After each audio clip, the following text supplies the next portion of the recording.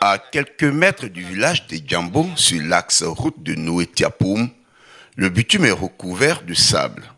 Ce sable provient de la colline excavée lors des travaux de bitumage. Quand il pleut, l'eau draine le sable qui s'accumule sur le bitume, obligeant ainsi les usagers à emprunter la voie inverse. Notre voie là, ici là, c'est très dangereux.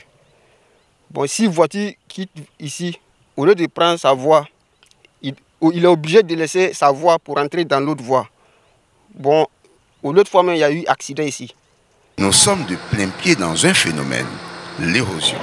Ce phénomène frappe Djambo depuis plusieurs années, creusant profondément les routes et les terres environnantes. L'impact est visible jusque dans les concessions des villageois. Certaines maisons, autrefois à niveau, sont aujourd'hui perchées à plusieurs mètres au-dessus du sol. Nous sommes sur la voie principale du village. Comme vous le constatez, l'érosion a fait son effet. Et cela se voit nettement au niveau des constructions. Quand vous regardez les maisons sont au niveau initial. Et aujourd'hui, vous voyez que la profondeur est telle qu'on a l'impression, de façon ironique ou métaphorique, que les maisons grandissent ici. Pour appréhender la gravité de la situation, regardez. Ce tuyau d'eau enfoui à 1 mètre de profondeur dans le sol, il y a quelques années, se retrouve aujourd'hui à près de 3 mètres de hauteur. Cette rue a été approfondie par l'érosion, rendant quasiment impossible la circulation des véhicules. Conséquence, les populations sont obligées de construire des marches pour entrer et sortir de leurs concessions.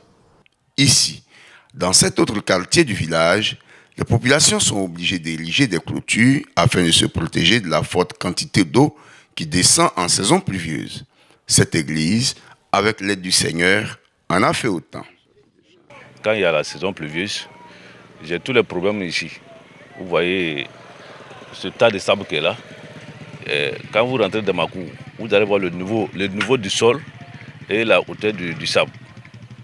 Vraiment, il y a un tas de problèmes. Donc, la nuit, pendant la saison pluvieuse, moi, je ne dors pas.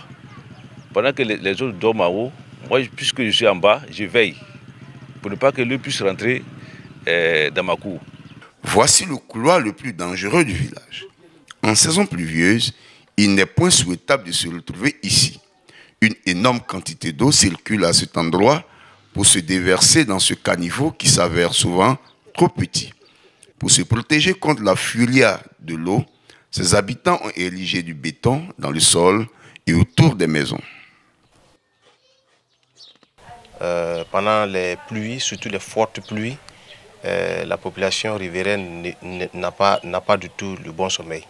Ils ont le sommeil troublé parce que ici c'est le carrefour du rassemblement de toutes les eaux de ruissellement. Depuis près de 3 km d'ici, depuis la côte jusqu'ici, ici nous sommes dans presque une cuvette.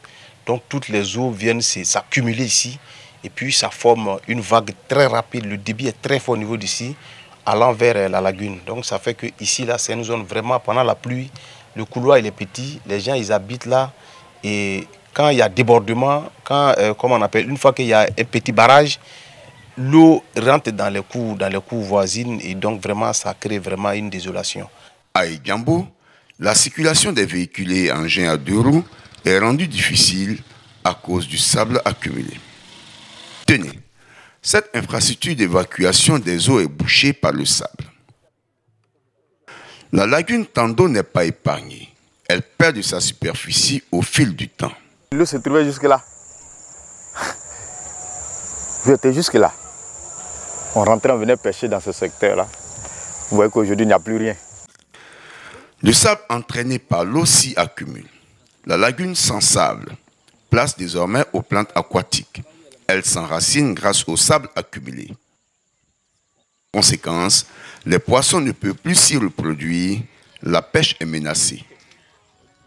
Face à ces situations alarmantes, le chef du village de Djambo lance un cri de cœur après avoir adressé des courriers aux autorités compétentes. Je souhaite que les plus hautes autorités s'approprient de cette problématique. Nous avons eu la chance d'avoir le bitume qui a traversé le carrefour de Noé jusqu'à Tiapoum.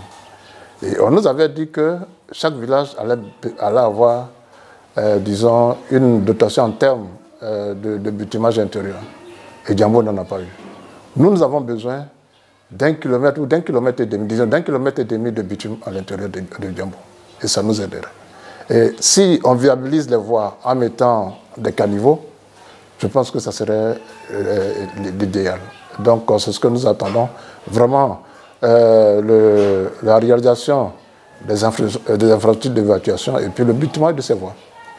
C'est ce que je demande aux autorités. Et Djambo. Ce village à la fois charmant et cosmopolite est aujourd'hui à la croisée des chemins. L'érosion et l'ensablement sont devenus des menaces existentielles. Pour les habitants, le temps presse. Chaque saison pluvieuse aggrave un peu plus la situation et si les mesures ne sont pas prises rapidement, le village pourrait bien perdre à la fois son patrimoine naturel et son avenir économique.